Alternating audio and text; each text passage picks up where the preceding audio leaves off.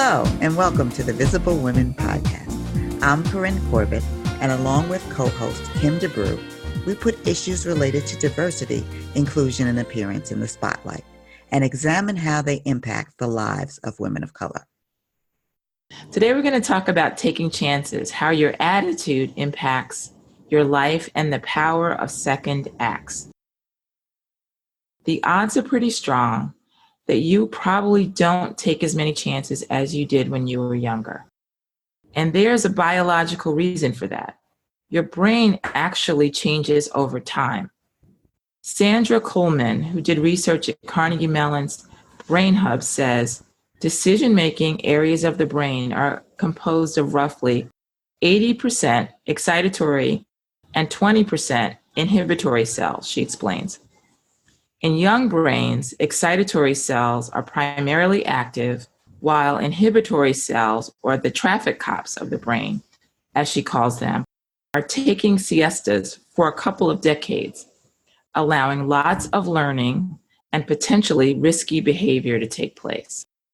The inhibitory cells, the traffic cops, they don't fully come online until after adolescence, she says, adding that adolescence doesn't stop with the end of the teen years, but lasts through traditional college years. Once the traffic cops do come online, they can dampen excitatory activity, even impede learning, but they also allow the brain to more effectively filter information and control behavior. So we could stop learning when we play it safe. That is all the evidence I need to continue to be a lifelong learner. The other thing is that how attitude and optimism in particular can have a positive impact on your health. It increases your physical health and can actually prolong your life. It's not that optimists don't have challenges. It is how they see those challenges. Optimists approach problems from a position of empowerment, and when they do fail, they view it as a temporary condition. In other words, we hope that this show will help you get your mind right. Today, we are joined by a woman who will inspire you by her approach to life. Vivian Rodgers-Hill, the founder of Lady V's Second Time Around, is an image influencer, a coach, a vintage fashion dealer, and a philanthropist. She came to this business after 28 wonderful years of working with young people in the New York City public school system as a teacher, assistant principal, and supervisor of adult education. In 2014, she launched Lady V's Second Time Around. It's a pop-up blend of vintage fashion, image consulting, and celebration of personal style. And fashion is just one of the ways she infuses optimism into her life and that of others. Welcome to the show, Vivian.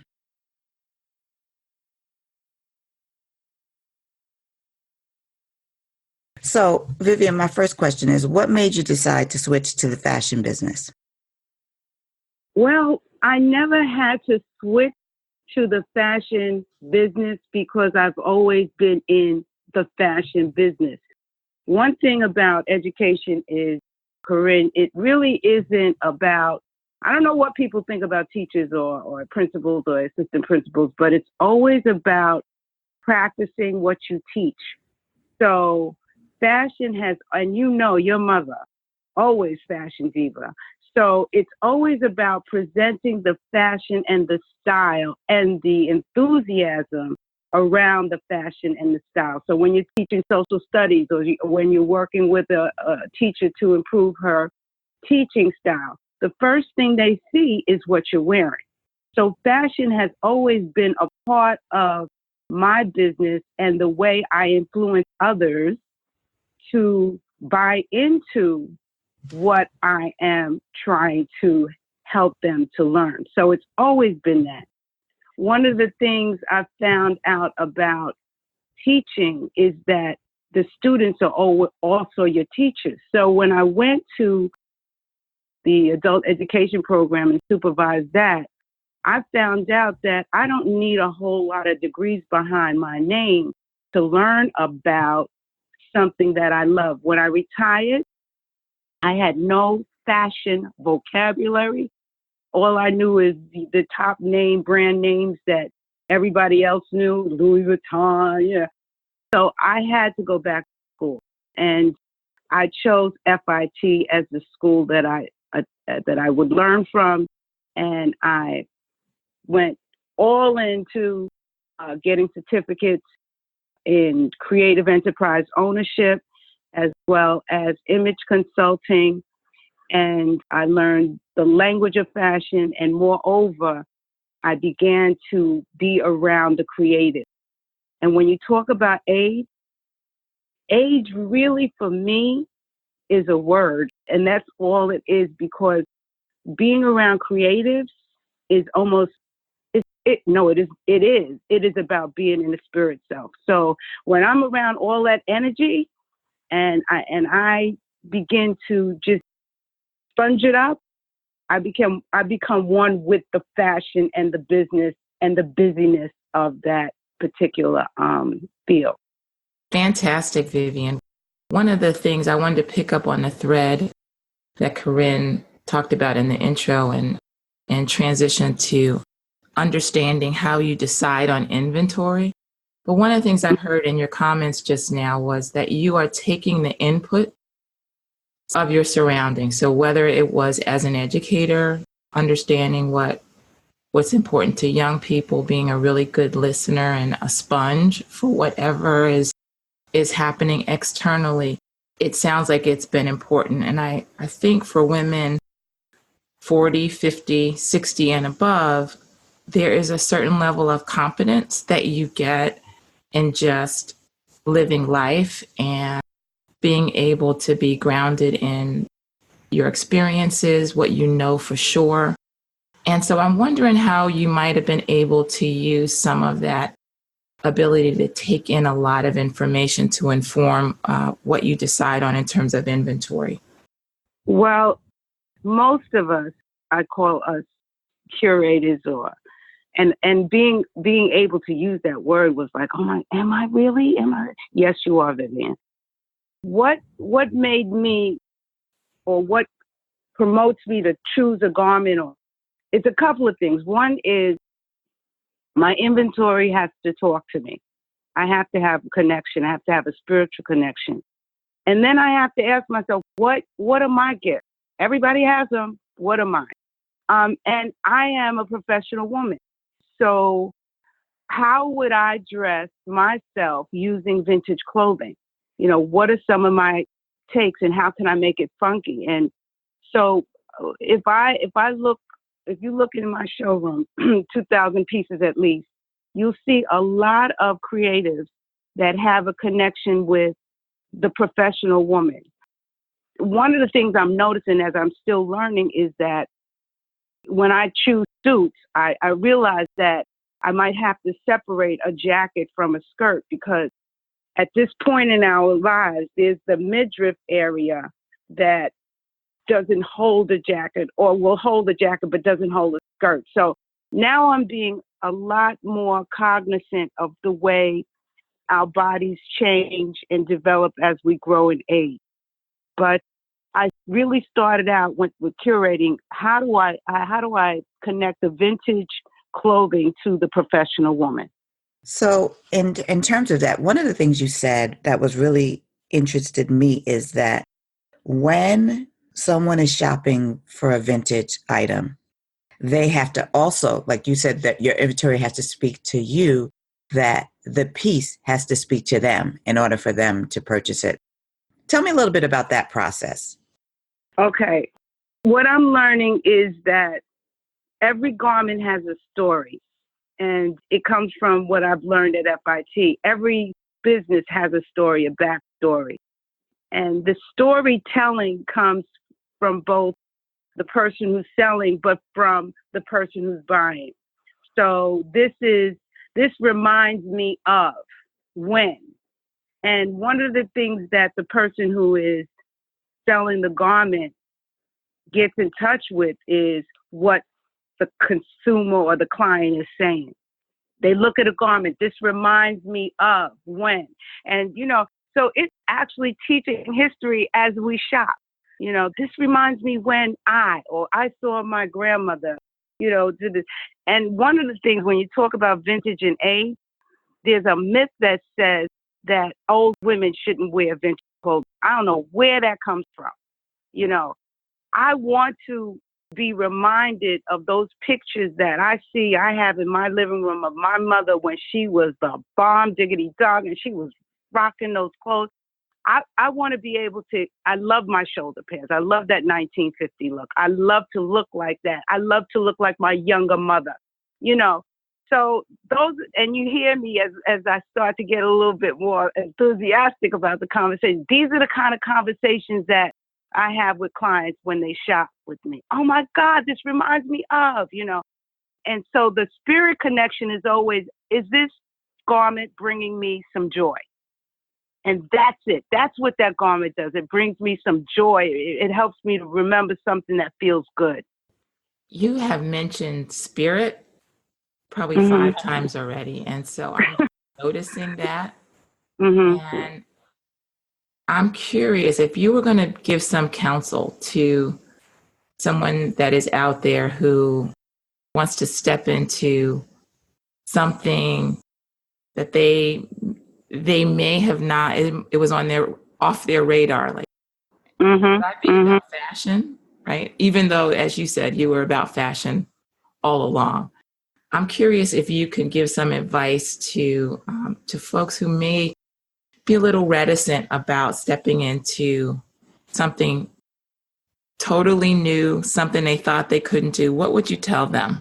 So one of the things I did, I've been in vintage and thrift, if you want to call it, all my life, all my adult life.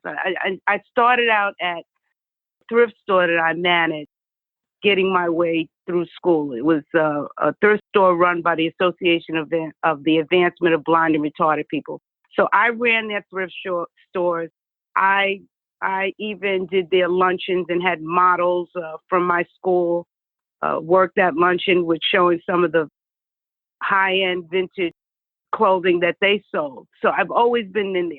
My advice, and this is really important, step out of the cocoon. And that doesn't always mean step out of the cocoon and try on new clothes. Step out of the cocoon and expose yourself to new environments. That is the big thing. Sometimes don't even, if there's something that comes up, like there's a networking thing going on, or there's like I sell at Manhattan Vintage Show. So if that's going on, I've never been there. Let me try this. The world is a freaking museum, and it's there to explore. So you don't even know what's going to happen. I don't know what's going to happen with my business. All I know is it's going to be amazing. That's what I know. I know that I'm guided to amazing things. I didn't know I was going to be on this podcast. So my advice would be to just open yourself up to an amazing world and then step out. And sometimes you don't even have to think fear. Fear, when you get that little amazing, just step out. Boom. Don't give fear the chance to even come in there. So expose yourself. Look at yourself as going through an adventure. This is an adventure. I've retired. What do I have? What do I have to lose? Huh? Begin to do some really great self-talk. And then, and be like a child. Remember how we were a child? Let's play house. Let's try on these clothes. Have fun. Yeah, that's what I would say. That is just fantastic. So, such great advice. I wanted to piggyback on that in some way because I feel like when we talk about age and style, you're an example of like, let's say, a rule breaker, what people think, quote unquote, you're supposed to do at a certain age. Yeah. Yeah, Mm-hmm. you're a rule breaker who lives out loud. So Mm-hmm. how do you use fashion to do that? Oh, well, I guess, okay. I admit fashion does give me permission to go there. So at any given time, I will have red, green, purple, blue hair. I do acknowledge the better parts of me, which are my eyes. I have hazel eyes. And I have a nice pat face, so I can wear hairstyles that are, funky. And then I kind of like attract people. I'm into this law of attraction stuff. And I kind of attract people who celebrate me like you do. I don't hang around with people who say, "Ooh, what's wrong with you?" No, and that's what I love. I live in Queens, but I hang out in the city. I go around the world. I don't stay still, and I don't wait. I don't wait to exhale. I just go, and I honor and embrace that fun in me. I also attract people like what's my girl's name? Idiosyncro fashionistas or whatever. So they wear some crazy clothes. I Purely Patricia is another Instagram friend of mine. We hang out. So there's a lot of like me's around, And what it does is I get stopped on the street. Ooh, young people, I'm doing something for my photography because can I take a picture of you? So the universe is always saying, I got your back, girl. You go ahead. You keep doing you. So, it becomes fun. And, we come from an age, I don't know about you, but we would be on a train when I was growing up and you couldn't even look at people in the eye because what you looking at? Now, it's like, yay, look at me. Because I like to show off. I like to show off. And what I mean is that God is always showing off through me. So it's really a mindset. It really, truly is a mindset. As long as I'm working for good, I'm all right. Just do you. Like my girl says, just do you. Yeah. Mm-hmm. So so I want to just kind of go out on a limb here. So if I am, because Corinne will tell you, I'm just as conservative as can be in terms of style. If I were to, and yet I love sort of the vintage look, Mm-hmm. is, as you described, looking at old photos of family members and things like that. I mean, it's just stunning, right?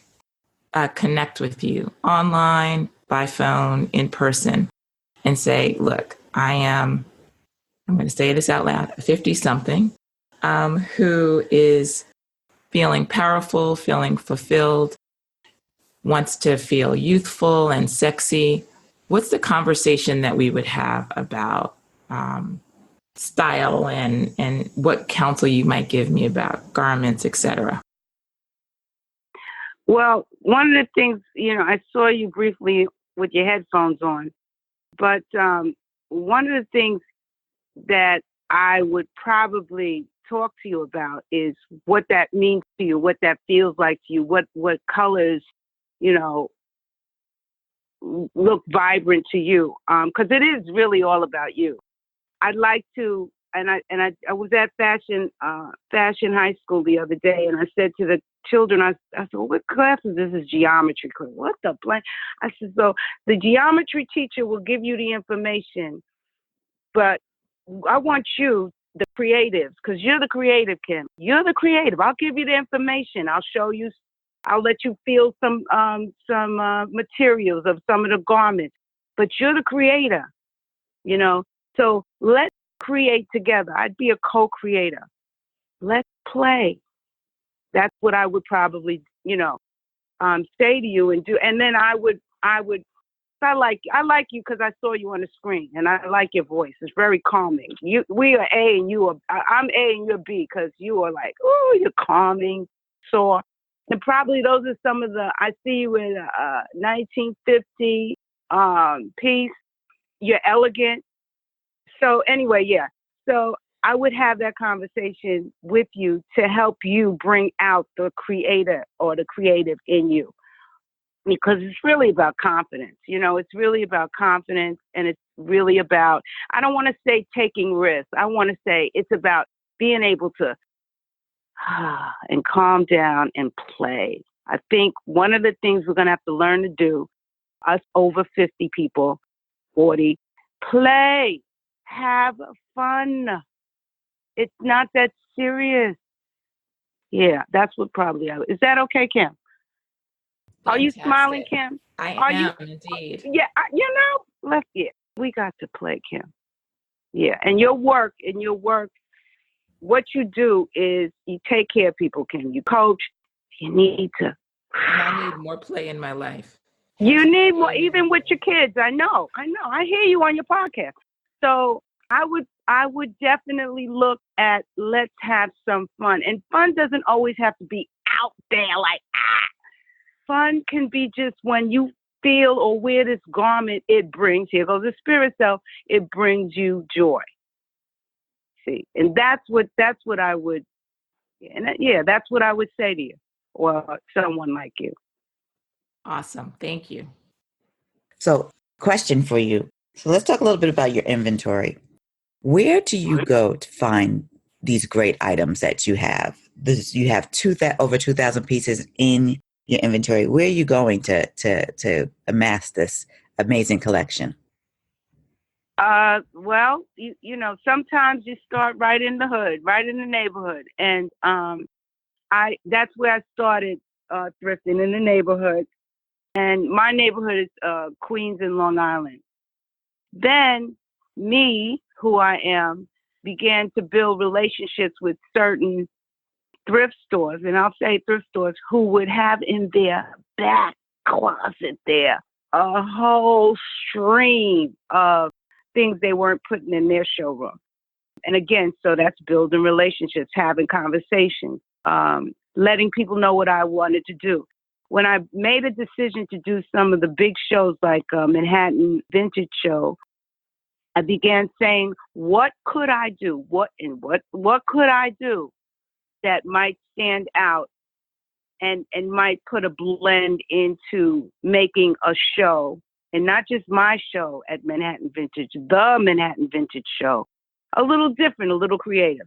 Well, I fly, you know, and really I have to blame some of this stuff on my son, because I'd have to fly to England because he was in school, and I'd have to fly back and forth to England. So I started looking at some of the places. They have a lot of charity stores, and so I started thrifting there on Portobello Road, found Connect, and it's always, always, always about creating relationships. You don't want to spend top dollar for things.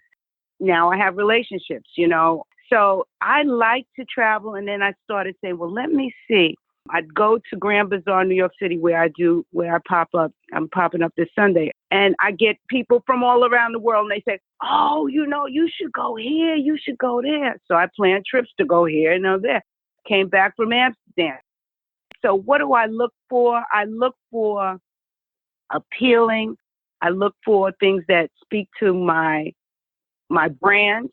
Like, you will not see a lot of T-shirts and jeans, even unless they're really funky, in my showroom.